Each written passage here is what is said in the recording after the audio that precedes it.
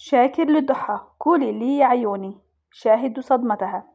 خلال بث المباشر اليوم لضحى وشاكر، ربح شاكر، فحكمها أول حكم أن تقول له يا عيوني، فهي عصبت وقالت له: أفضل أن أكون عمياء على أن تكون عيناي. الحكم الأول أشغل بلاش أشغل، يعني أنا بس هنعمل مشهد تمثيلي دورك فيه لمدة 4 أو 5 دقايق كاملين، بس أنادي عليك أقول يا ضحى تقولي عيوني يا شاكر بس. والله ما بعرف يزمر يا اخي. لا زمر انت. راني عمية ولا تكون انت عيوني؟ يا راني بلاش عمية. عيوني بلاش عيوني لا تكون انت عيوني. بلاش عيوني بلاش عيوني اللي تقول عليه يا شاكر.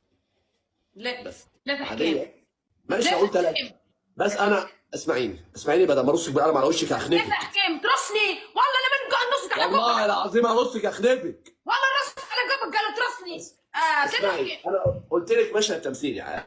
ما بقدر امثل، المشكله انا مانيش حملتك في الحقيقه، حتى في التمثيل ما نحبش. اعطيني 3 حكايه، نحب نحط وجهي شامبوان، نحب شاور، نمشي ننفذ لك شاور، عمري ما نفذته.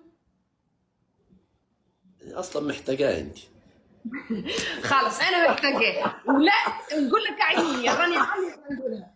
لا خلاص طيب، الحكم الاول انا قلته، اي حاجه بس اقولها اللي تقول عليه شاكر، تؤمر شاكر، تؤبرني.